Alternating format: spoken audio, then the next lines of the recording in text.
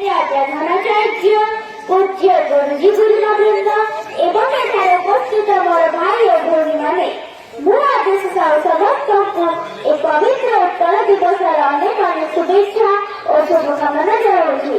आपणମାନେ ସମସ୍ତେ ଜାଣନ୍ତି ଆଜି ହେଉଛି ଏପ୍ରିଲ ମାସର 1 ତାରିଖ।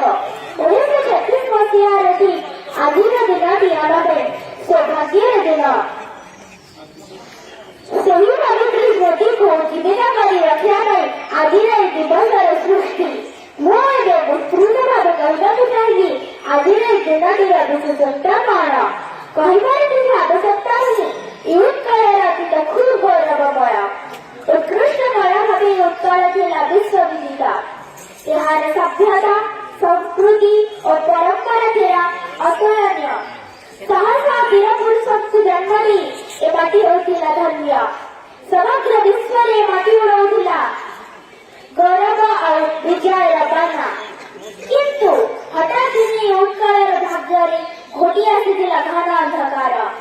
ଓଡ଼ିଶାର ଶେଷ ସ୍ୱାଧୀନତା ହିନ୍ଦୁ ରାଜା ମୁକୁନ୍ଦ ଦେବ 1568 ମସିହାର ଯୁଦ୍ଧରେ ନିହତ ହେବା ପରେ ଓଡ଼ିଶାର ସ୍ୱାଧୀନତାର ସୂର୍ଯ୍ୟ ଅସ୍ତ ହୋଇଗଲା।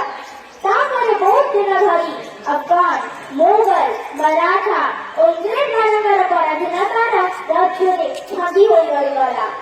ଗଙ୍ଗାଠାରୁ ଗୋଦାବରୀ ପର୍ଯ୍ୟନ୍ତ ବ୍ୟାପିଥିବା ଏ ଉତ୍କଳ ଖଣ୍ଡ ବିଖଣ୍ଡିତ ହେବାକୁ ଲାଗିଲା। କିନ୍ତୁ ଉତ୍କଳ କୋଳରେ ଜନ୍ମ ନେଇଥିବା ସ୍ୱାଧୀନତା ସଂଗ୍ରାମୀମାନଙ୍କର ଅବିରତ ସଂଘର୍ଷ ବଳରେ